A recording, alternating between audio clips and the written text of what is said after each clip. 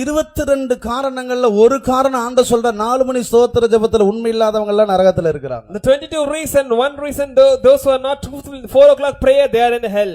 ஜெபத்துல உண்மை இல்லாதவங்க. Those who are not truthful in prayer. ஒரு தேவனுடைய பிள்ளை ஒரு தரிசனம் கண்டார். One child of God saw a vision like this. நிறைய பிசாசு, குட்டி பிசாசு, பெரிய பிசாசு, பட எல்லாம் புறப்பட்டு போகுது 4 மணிக்கு. Many small pieces, big pieces, big Satan are going for the 4 o'clock prayer. எல்லாம் முதலாவது ஃபெய்த்தோமுக்கு போகுது, இரண்டாவது எல்லா விசுவாசி வீடுகளுக்கு போகுது. First they are going to the faith home, then to the house of the believers. எல்லா கையில நிறைய பொட்டலம் இருக்கு.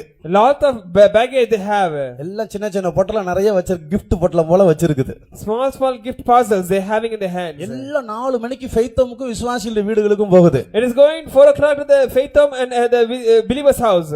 என்ன செய்யுது? What is it doing? அங்க போய் எட்டி Go in and sing there. அங்க ஜெபம் இல்லையா? If there is no prayer, அந்த ஃபெய்த்தோமுக்குள்ள ஒரு பொட்டலத்தை போட்டுடுது. it is putting that parcel in that faith home. அடுத்து விசுவாசிகளுடைய எல்லா வீட்டுக்கும் போகுது. All the believers house it is going. அப்படி அந்த வீட்டை எட்டி பாக்குது. It is looking at that. ஜெபம் இல்லையா? உடனே அந்த வீட்டுக்குள்ள ஒரு பொட்டலம் போட்டுடுது. There is no prayer, it is putting that baggage there. எந்தெந்த வீட்டுக்குலாம் பொட்டலம் ஜெபம் நடக்கிற வீட்ல பொட்டலம் போடல. Where there is prayer happening is not putting. எந்த வீட்டுக்குலாம் பொட்டலம் போட்டுச்சோ all the places where it's putting that baggage. அந்த வீட்ல எல்லாம் அன்னைக்கு பூரா சாபம், வியாதி, கடன், சண்டை எல்லாம் அந்த வீட்டுக்குள்ள. All where the pastor is there is a curse, sickness and so many things. சாத்தான் தான் வேலையை காலையிலேயே ஸ்டார்ட் பண்ணிடுறான். Satan has begun his job in the morning itself. அவர் டியூட்டியை காலையிலேயே ஸ்டார்ட் பண்ணிடுறாரு. He is starting his duty in the morning itself. அந்த நேரத்துல நாம எல்லாம் நம்முடைய டியூட்டி படி நல்லா தூங்குகிறோம். Is as per our duty we are sleeping nicely. அவர் மேட்டரை காலையிலேயே முடிச்சிட்டு போயிடுறாரு. He is finishing his matter in the morning itself. அப்புறம் பகலனா ஐயா இயேசுவே இயேசுவேன்னு கூப்பிட்டு கவா கவா கூப்பிட்டாலும் குவா குவா கூப்பிட்டாலும் அவர் வர மாட்டாரு. Even if you shout like that, he will not come after that. அதிகாலையில் என்னை தேடுகிறேன் கண்டடைவார்கள். Early morning if they find me, they can see me. அதிகாலையில் என்னை தேடுவன் ஜீவனை கண்டடைவான். Those who search me early in the morning shall receive life. இது தேவன் கொடுத்த பிரமாணம். This is law given by God. இந்த பிரமாணத்தை மீறாதீர்கள். Do not transgress this commandment. காலையில ஜெபத்துல உண்மையா இருங்க. Early morning be truthful to the prayer. உண்மையும் உத்தமமா இருங்க. Be good and faithful. இல்லாட்டா பொட்டலத்தை போட்டுட்டு போய்டுவான். Otherwise he'll put the parcel and go. நான் ஒரு வீட்டுக்கு விசிட்டிங் போனேன். One day I went for the visiting to a house. அங்க ஜெபிச்சிட்டே இருக்கும்போது அந்த வீட்ல இருந்த அந்த விசுவாசி சகோதரன் ஆட ஆரம்பிச்சிட்டாரு. When I was praying, the brother started shaking there. எனக்கு ரொம்ப பிசாசெல்லாம் ஒண்ணும் தரது தெரியாது. I don't know to chase a devil like that. எனக்கு அப்படி ஒரு இது ஒண்ணும் இல்ல. I don't have such gift. ஜெபிச்சிட்டே இருந்தேன். அவர் கோலியாத் மாதிரி இருப்பாரு. என்ன அப்படி தூக்கி போட்டா போட்டுறலாம். He is like a Goliath. He came to throw me off like that. அவருடைய மனைவி எல்லாம் கையோ கால புடிச்சிட்டு இருக்காங்க. நானும் புடிச்சு பாக்குறேன். உருள்றாரு பயங்கரமா. His wife is holding him. I'm holding him. Just he is யோசிச்சேன் இவர் நல்ல விசுவாசி தானே. சாட்டர்டே நைட் எல்லாம் ஃபெய்த்தம்ல இருப்பாரு. இவர் என்னப்பா இவர் இப்படி ஆடுறாரு எனக்கு ஒண்ணும் புரியல. Even I was saying he's a good believer. Why he used to stay on Saturday night? Why is he doing like that? நான் மனசுல யோசிச்சேன். I was thinking in my mind. ஐயோ இந்த பிசாசு இன்னைக்கு வந்து மாட்டிக்கிட்டோமே. Oh, I got stuck in this devil. இன்னும் நான் எத்தனை வீட்டுக்கு விசிட்டிங் போனோம். How many houses I had to go for the visit? இதோட கடந்து யார் போராடிட்டு கிடக்குறது? Who is going to strive with the devil? ஆனா இப்படி அறகுறையா விட்டுட்டு போக முடியாது. I cannot leave him like that. அந்த மனைவி என்ன பண்ணும்? Immediately what wife will do? அவர தலையில கை வச்சிட்டு என்ன பண்றது வேற வழி இல்ல வந்துட்டவேன்னு சொல்லி தலையில கை வச்சிட்டு நானும் ஜெபிச்சு பாக்குறேன். அது என்ன சொல்லுது? நீ நல்லா ஜெபம்னு நான் போறேன். That is telling you pray well I will go. எனக்கு நானும் நல்லா தான் ஜெபிக்கிறேன். Even I am praying well. இதுக்கு மேல என்ன ஜெபிக்கணும் எனக்கு புரிய மாட்டேங்குது. I don't know how can I pray more. அது சொல்லுது நீ நல்லா ஜெபம்னு நான் போறேன். You pray well I will go out. எனக்கு ஒண்ணும் புரியல. I never knew what to do. என் கூட வந்த விசுவாசி பையன் ஒரு பிராமின் பையன். The one believer who came with me is a Brahmin guy. அவன் அப்பதான் ரட்சிக்கப்பட்டவன். He was saved just now. அவன் அப்பதான் பிசாசு எப்படி பேசுனது அப்படியே அவன் கேட்டான். He is just seeing how the devil is speaking. அப்புறம் என்கிட்ட இப்படி நான் கேட்டேன் நீ யாரு? I asked him who are you? நானா? He's saying நான் இந்த ரோட்ல டெய்லி போயிட்டு வருவேன். I go often in this road and come. போகும்போதெல்லாம் இந்த வீட்ல இப்படி எட்டி பாப்பேன். Whenever I go I used to peep into this house. இந்த வீட்ல ஜெபம் கிடையாது. There is no prayer in this house. அதனால நான் உள்ள வந்துட்டேன். That's why I came inside this house. நீ நல்லா ஜெபம்னு நான் போறேன். You pray well I will go out. அப்ப நான் விளங்கிக்கிட்டேன் ஜெபம் இல்ல. அது சொல்லுது நான் போகும்போது வரும்போதெல்லாம் எட்டி பாப்பேன்.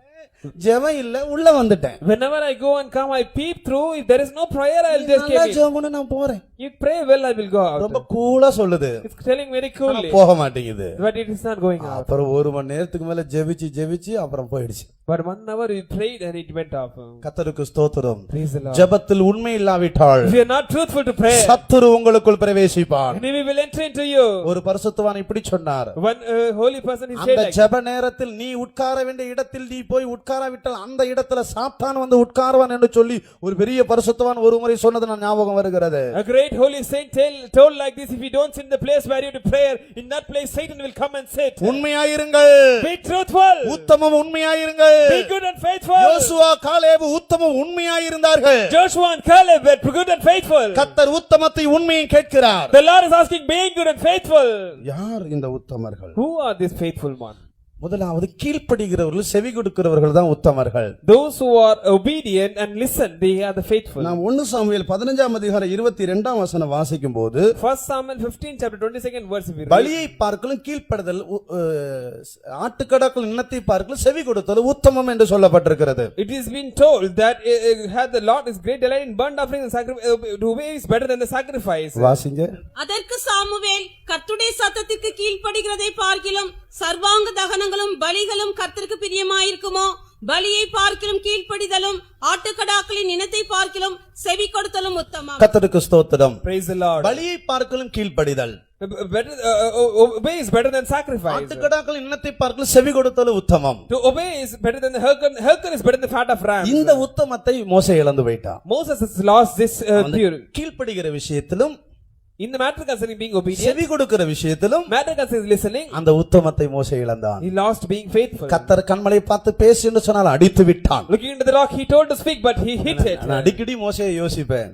Often I used to think about Moses. 33 முறை மோசே ஜெபித்து இருக்கிறான். 33 times Moses has prayed. வேதத்தில் மோசேயினுடைய ஜெபம் 33 முறை ஜெபித்து இருக்கிறான். 33 times Moses has prayed unto God. மோசேயினுடைய 33 ஜெபத்துக்கு ஆண்டவர் பதில் கொடுத்து விட்டார். For 33 prayers God has answered. கர்த்தருக்கு ஸ்தோத்திரம். Praise the Lord. ஒரே ஒரு முறை தான் மோசே தனக்காக ஜெபித்தான். Only once he prayed for himself. ஆண்டவர் சொன்னார், இத குறித்து என்னோட பேசாத, கோவம் வந்துட்டு போயிட்டார்.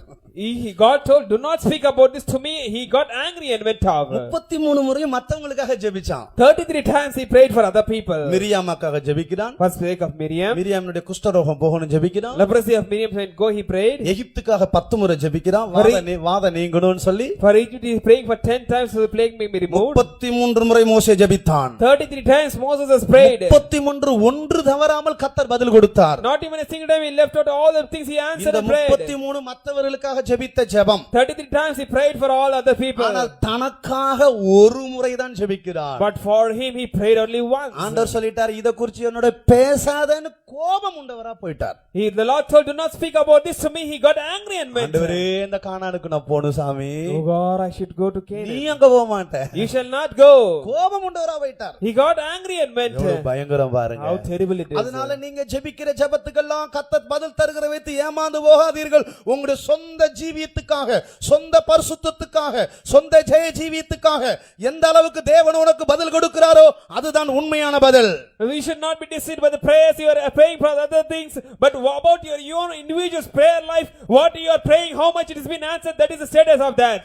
மற்றவர்களுக்காக நீங்கள் ஜெபிக்கலாம். You might pray for other people. மெய்யாகவே கர்த்தர் பதில் தரலாம். Truly God may answer you. உங்களுடைய பிள்ளைகளுக்காக ஜெபிக்கலாம். You might pray for your children. வீடு வேண்டும் என்று ஜெபிக்கலாம். You might pray, you might really want வேலை house. வேண்டும், பணம் வேண்டும் என்று ஜெபிக்கலாம். You might pray for money and house. ஒன்று தவறாமல் கர்த்தர் எல்லாமே உனக்கு தரலாம். God may give you every other thing. இதை வைத்து கர்த்தர் உன்னோடு இருக்கிறார், என் ஜெபத்துக்கு பதில் தருகிறார் என்று ஏமாந்து போகாதீர்கள். Do not be deceived. God will also pray, answer your prayer for other things also. Yes, கர்த்தர் தருவார்தான், உண்மைதான். It's true, God will answer your prayers. ஆனால் அதெல்லாம் அழிந்து போகக்கூடியது. That all are perishing. உன்னுடைய சொந்த ஜீவியத்தின் பரிசுத்தத்துக்கும் உன்னுடைய சொந்த ஜீவியத்தின் ஜெய ஜீவியத்துக்கும் கர்த்தர் எவ்வளவு பதில் தருகிறார் என்பது அதுதான் முக்கியம்.